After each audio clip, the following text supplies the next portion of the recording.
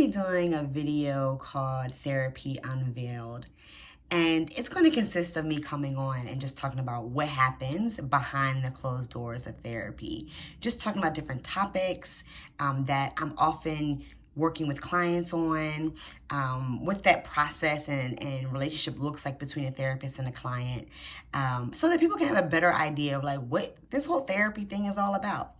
And so I would definitely will uphold any HIPAA and confidential laws. So I will never talk about a client's identity and or specifics regarding the case, but I will just be having a general conversation about what happens once the therapy door is shut and the therapy begins. Because, many people talk about how dope therapy is, which it is, and they talk about strategies that you can learn from therapists, but nobody ever really talks about what happens behind the closed doors, what therapy actually looks like. And so that's what Therapy Unveiled will look and sound like.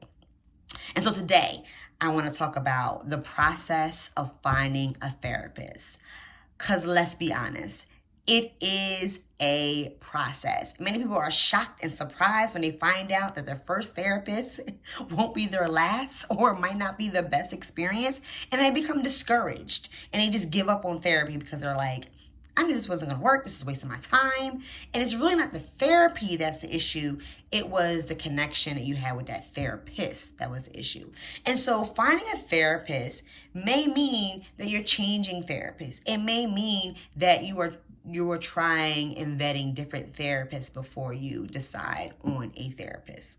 I have many clients where I'm their first therapist that they've ever experienced therapy with, and we have a great connection, and we are able to move forward and work together on promoting the change you're looking for. And I have other therapists where I am like the third, fourth, or fifth therapist because therapists that they had in the past didn't work out, or they had a therapist where they were doing really great work with, but they're at a place where they want to try something different. They want to go in a different direction, and that therapist is no longer a best fit for them. So when you're looking for a therapist, I tell my clients this all the time, that it's like finding a good hairstylist and barber.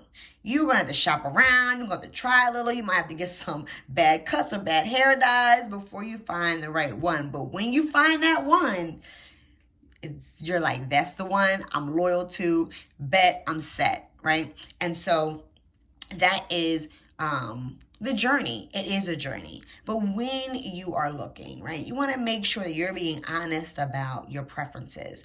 What is it that you need in a therapist, right? Because if you aren't able to find someone that can meet your needs, it's going to be really hard for you and the therapist to build a therapeutic alliance, which is 100% needed in order for you to be able to make the change that you're looking for. And so you want to ask yourself, what is it that I want in a therapist? You want to ask yourself, does their race matter? Does their ethnic background matter? Does their professional background or their religious belief background matter? And these are all important questions. And when you're asking yourself these questions, make sure you're being non-judgmental towards yourself, because it is okay to say, yes, seeing a female therapist over a male therapist matters, is important to me. Yes, having someone with the same ethnic background as me matters, right? That is okay to say, because again, you want to make sure you meet somebody that meets your preferences. So as you are seeking and searching for a therapist, look at their profile picture, their profile information, right? Gain information about that therapist. Take advantage of those free consultations so you can ask the questions that you need to answers for, so you can know, is this person the right fit for me? And so I challenge you and I encourage you to take on this journey and enjoy the process, respect the process, and understand the process. Because trust me, once you get through it and you meet the therapist that's right for you, you will never regret it. And so I just encourage you, put some questions in the chat if you have any questions more about how to find a therapist, what are some questions to ask. I'll be more than welcome to help you. And until I see you guys again, stay safe, be bold, and speak life.